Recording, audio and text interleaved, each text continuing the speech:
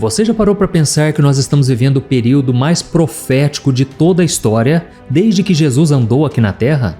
Olha para a sua vida e veja o caos, a velocidade das coisas, tudo está acontecendo. Pois é, hoje eu vou te provar que isso não é coincidência. Eu vou te mostrar com a palavra de Deus em mãos 15 profecias da Bíblia que já se cumpriram ou estão se cumprindo diante dos nossos olhos, e muitas delas você não conhecia, e você vai ficar chocado em ver como as peças do quebra-cabeça do fim dos tempos estão se encaixando de um jeito que você nunca viu antes. Mas antes de começar, eu só quero pedir para você se inscrever no meu canal, ative também o sininho da notificação, porque eu quero te ajudar na caminhada com Deus todo dia, ensinando a Bíblia de uma maneira simples e fácil. Agora sim, vamos lá. A profecia de número 1, a humilhação permanente do Egito. Vamos começar com uma profecia lá do Antigo Testamento, que muita gente nem conhece, mas que é tão precisa que chega a impressionar. No livro de Ezequiel, capítulo 29, o versículo 15, Deus declara uma sentença contra o Egito. Preste atenção nisso aqui, irmãos. O versículo diz assim: será o mais humilde dos reinos e nunca mais dominará sobre as nações, pois eu o diminuirei para que não domine sobre as nações. Agora pense comigo, quando Ezequiel escreveu isso, por volta do ano 587 a.C., o Egito era comparável ao que hoje seriam os Estados Unidos. Era a maior potência do mundo. Eles tinham tecnologia, conhecimento, força militar. E as pirâmides estão aí até hoje para mostrar um nível de engenharia que até hoje desafia o nosso entendimento.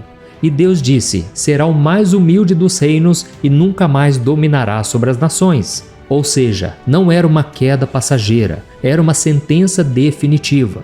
E agora, dá um salto para os dias de hoje. O que é o Egito atualmente? Com todo respeito ao povo egípcio, mas em termos de influência mundial, o país é praticamente irrelevante. Nos rankings internacionais de prosperidade, inovação ou força militar, o Egito aparece nas últimas posições.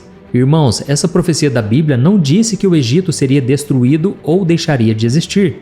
Ela disse que ele seria rebaixado, que se tornaria humilde. E é exatamente isso que nós vemos hoje. Então, a palavra de Deus realmente não falha, ela se cumpre com exatidão.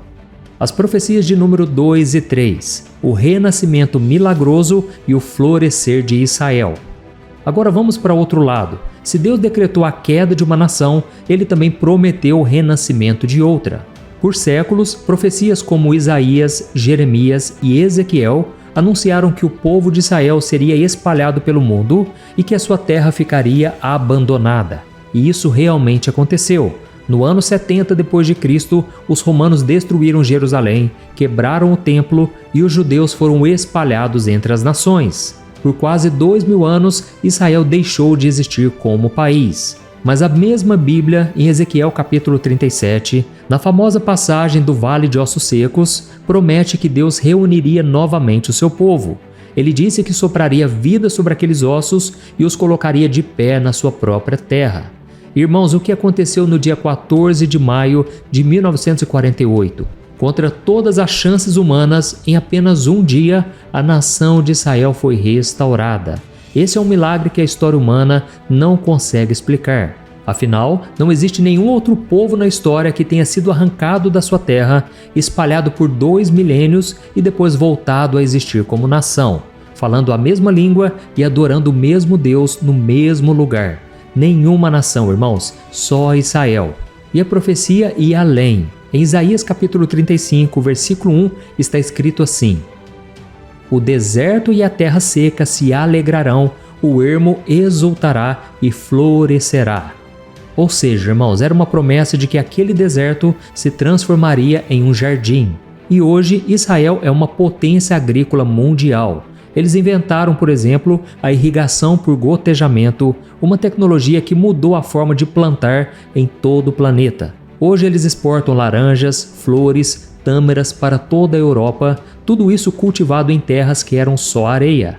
E isso mostra que a profecia se cumpriu e está se cumprindo bem diante dos nossos olhos.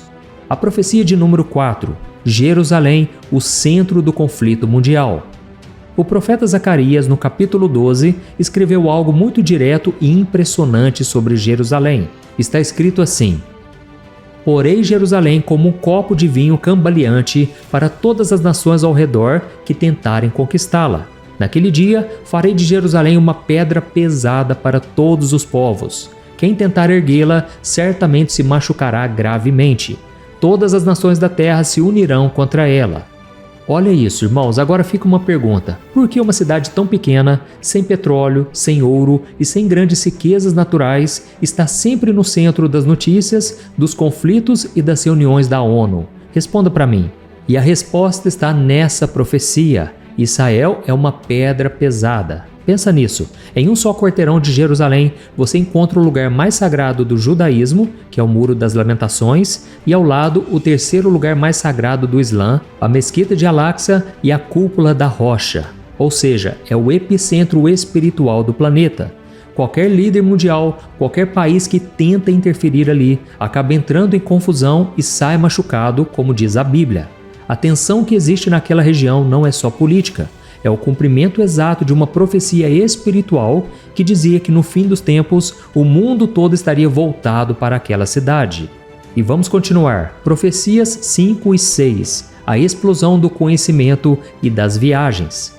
Agora vamos falar sobre tecnologia. E aqui as profecias ficam ainda mais impressionantes. Em Daniel capítulo 12, o versículo 4 diz assim: Tu, porém, Daniel, mantenha essas palavras em segredo e cele este livro até o tempo do fim. Muitos viajarão por toda parte e o conhecimento aumentará. Agora, irmãos, vamos analisar isso aqui juntos. A profecia começa com até o tempo do fim, ou seja, ela é para a geração dos últimos dias. E o que a profecia diz? Primeiro, o conhecimento aumentará.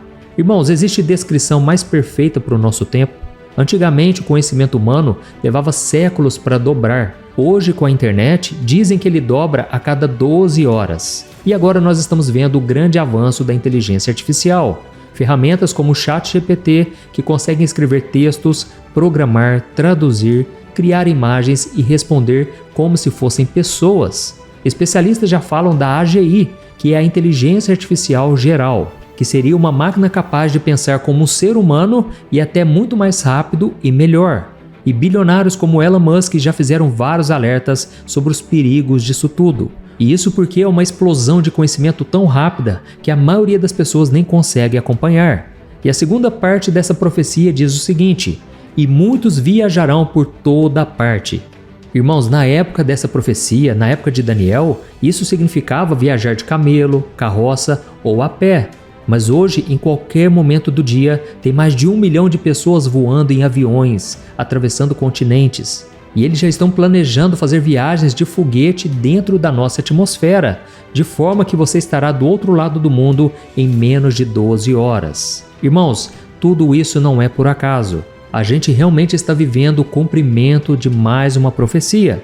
E isso porque nós estamos falando de algo físico, mas se nós trouxermos para o lado mental e digital, a gente já viaja, entre aspas, o tempo todo, pulando de um vídeo no TikTok para uma notícia, de um post no Instagram para uma conversa no WhatsApp, sempre acompanhando as notícias do mundo em tempo real. Então, é uma correria sem fim, é uma ansiedade constante, tanto no corpo quanto na mente. E Daniel viu tudo isso 2.500 anos atrás. A profecia de número 7. A tecnologia para uma tribulação sem precedentes. Irmãos, Jesus nos avisou em Mateus capítulo 24 que no fim haveria uma grande tribulação como nunca houve desde o princípio do mundo, nem jamais haverá. E por muito tempo as pessoas liam esse versículo pensando nas guerras passadas, como as cruzadas ou as grandes guerras mundiais. Mas, irmãos, a nossa geração é a primeira da história com tecnologia capaz de destruir o mundo inteiro. Então, a maldade que sempre existiu agora pode se espalhar em escala global. Nós temos mísseis hipersônicos que são tão rápidos que nenhum sistema de defesa consegue parar. Nós temos a Marinha Americana, por exemplo, testando armas de raio laser, coisa que parecia ficção científica.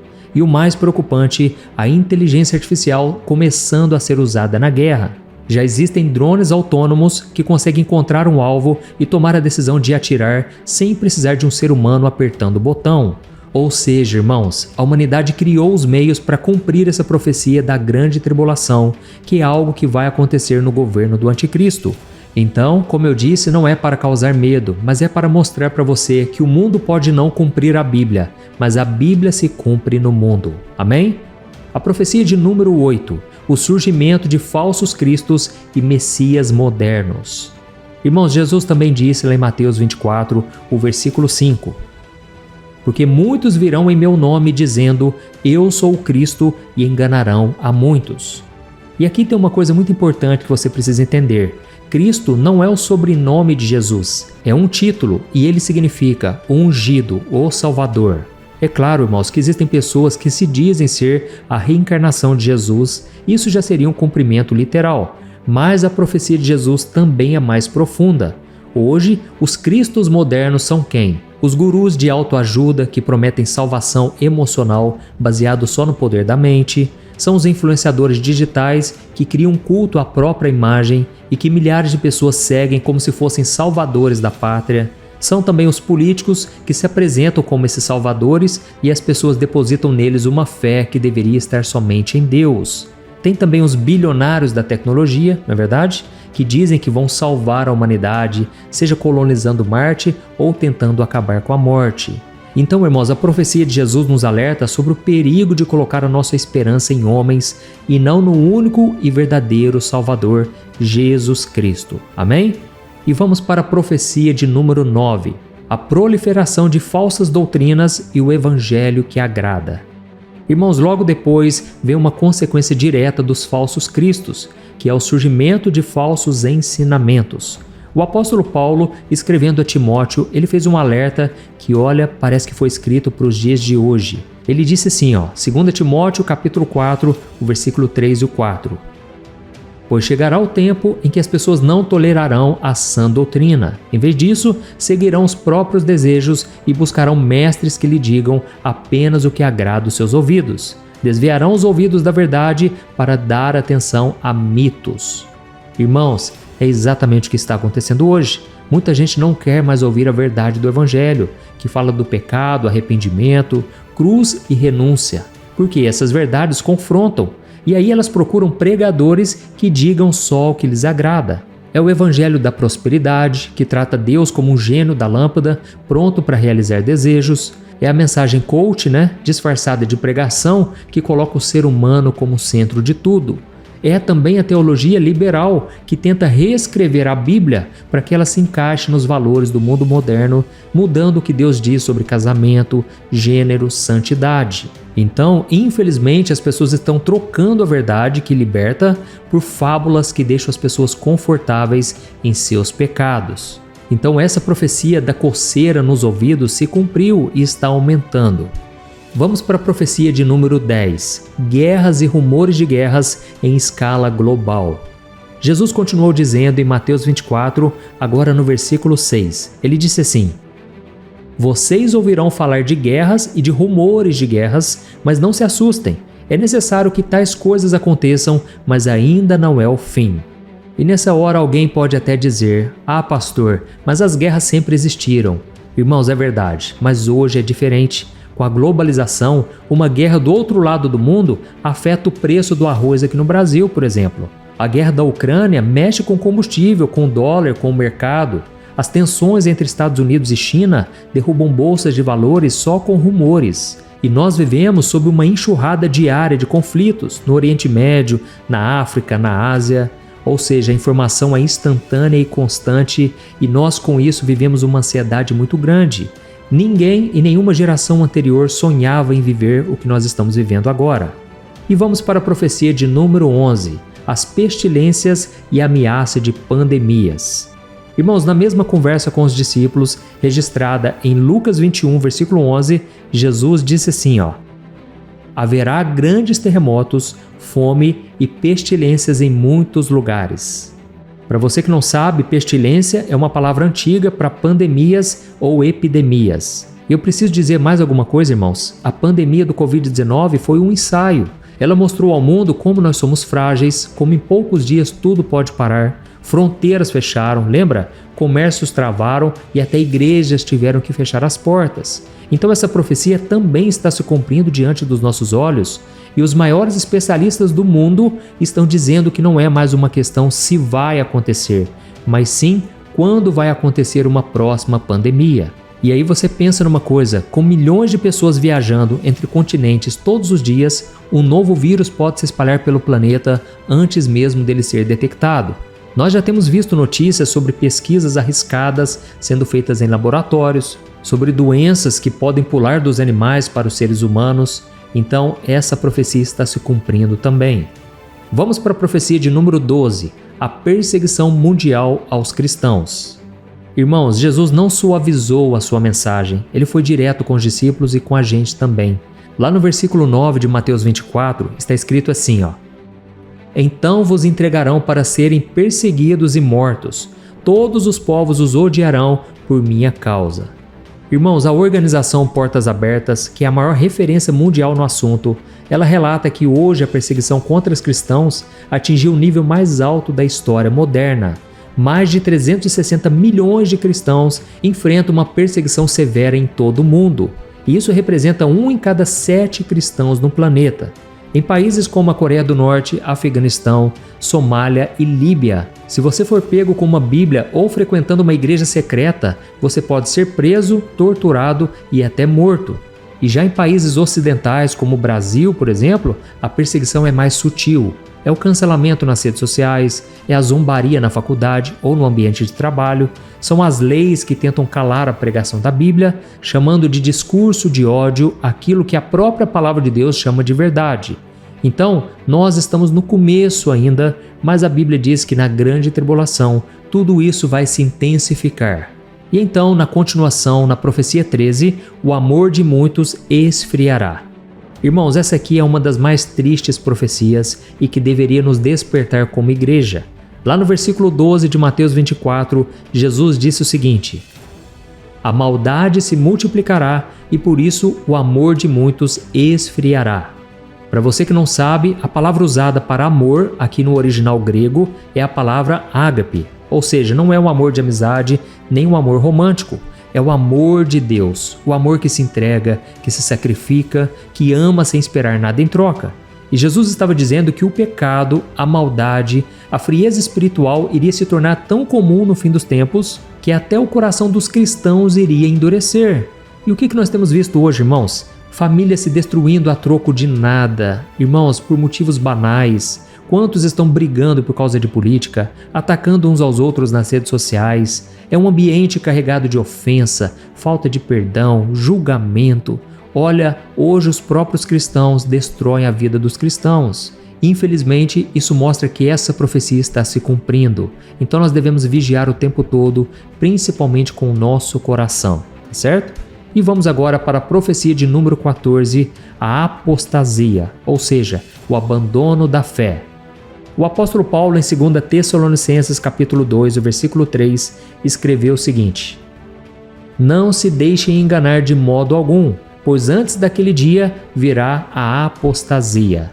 Irmãos, a palavra apostasia vem do grego e significa literalmente rebelião ou um abandono consciente. É quando alguém decide se afastar da fé completamente. E pesquisas recentes mostram que na Europa, nos Estados Unidos e até mesmo no Brasil, está crescendo muito o número de pessoas, principalmente os jovens, que foram criados em lares cristãos, mas hoje se dizem sem religião ou ateus. É isso mesmo, é uma geração inteira se afastando da fé, alguns por decepções com pastores e igrejas, outros porque foram enganados por ideologias e filosofias modernas. E muitos simplesmente amaram mais o mundo do que a Deus. E agora nós vamos para a profecia de número 15, a última profecia, que é o evangelho sendo pregado em todo o mundo. Mas irmãos, eu quero encerrar essa profecia dizendo que Deus, Ele está no controle de tudo, e isso nos enche de esperança. Jesus disse assim, em Mateus capítulo 24, versículo 14: E este evangelho do reino será pregado em todo o mundo como testemunho a todas as nações, então virá o fim. Amém? Por séculos, irmãos, essa missão parecia impossível. Afinal de contas, como levar a mensagem de Jesus a cada povoado, a cada tribo, cada língua distante no meio da selva ou do deserto? Mas, irmãos, a nossa geração é a primeira na história que tem a tecnologia suficiente para cumprir literalmente essa profecia. Internet, satélites, smartphones nas mãos de povos indígenas, tradução automática por inteligência artificial. Então, hoje a palavra de Deus ela pode chegar a qualquer pessoa em qualquer lugar do planeta. E essa inteligência artificial já está sendo usada por instituições cristãs que pretendem evangelizar o mundo todo, alcançar todos os povos em menos de 2 a 3 anos. Então essa mesma tecnologia que o diabo tem usado para espalhar imoralidade, Deus está usando para acelerar a pregação do evangelho.